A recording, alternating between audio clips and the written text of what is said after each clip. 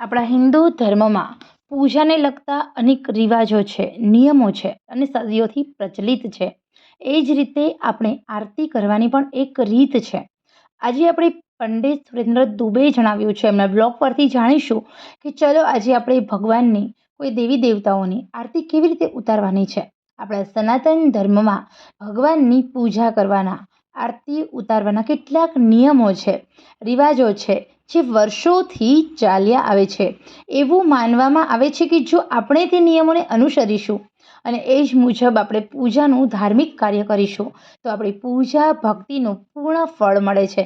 પરંતુ જો તમે એ રીતે પૂજા આરતી નથી કરતા, દીવા ધૂપ નથી કરતા, તો તમને એ આરતીનું પૂર્ણ ફળ મળતું નથી.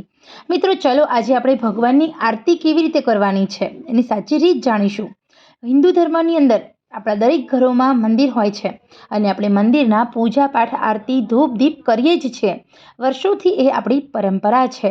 કોઈ સવારે ધૂપ દીપ કરે છે તો કોઈ સાંજે ધૂપ દીપ કરે છે, પરંતુ આપણે આપણી રીતે કરીએ છીએ. પરંતુ જો આપણા શાસ્ત્રોમાં જણાવવામાં આવેલા નિયમો અનુસાર તમે પૂજા પાઠ કરશો તો તમને ચોક્કસ ફાયદો થશે.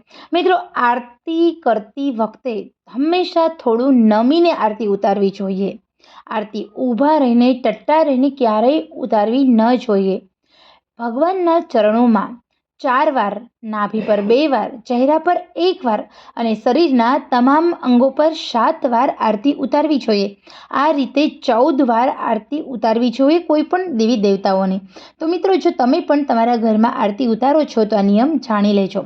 સ્કંદ પુરાણમાં જણાવવામાં આવ્યું છે કે આરતી સંબંધિત વિશેષ વિઘ્નો આવતા હોય છે. સ્કંદ પુરાણમાં ઉલ્લેખ છે કે જો તમને મંત્ર નથી આવડતો, તો તમારી પૂજા સંપૂર્ણ પદ્ધતિ નથી આવડતી, તો માત્ર ને માત્ર ભક્તિભાવથી તમે આરતી કરો, ભગવાન તમારી આરતીનો સ્વીકાર કરે છે.